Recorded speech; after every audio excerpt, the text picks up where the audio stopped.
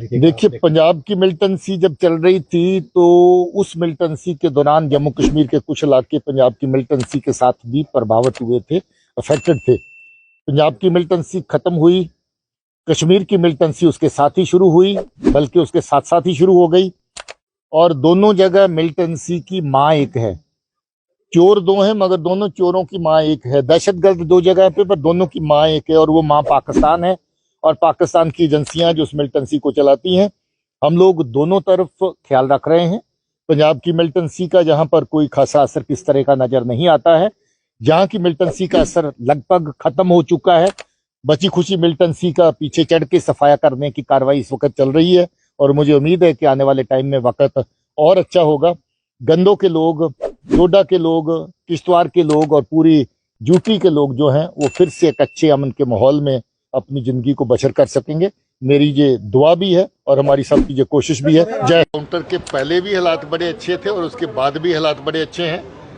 लोगों को गलतफहमियां हो जाती कि एक वाक़ा कहीं हो गया तो पता नहीं क्या तूफान हो गया। हम जानते हैं जो ढाई टोटरू इनके आगे पीछे कहाँ घूमते हैं, उनका पीछा करके जंगल पहाड़ जहाँ तक ये बैठते हैं वहाँ तक पहुँचने का प्रयास है, कोशिश है।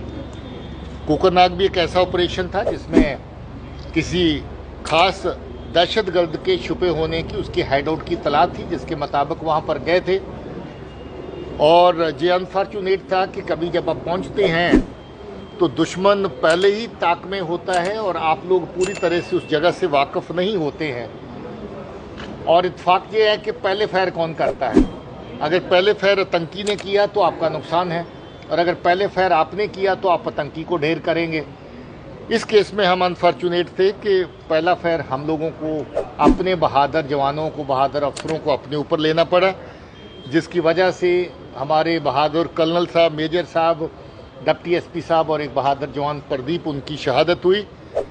ये कोई छोटी बात नहीं है कि आप दुश्मन का पीछा करने के लिए खतरे को जानते हुए फिर भी खतरे की परवाह न करते हुए ऐसी जगह पे पहुँचें और दहशतगर्द को मारने का या दहशतगर्दी का सफाया करने की कोशिश में अपनी कंट्रीब्यूशन दें।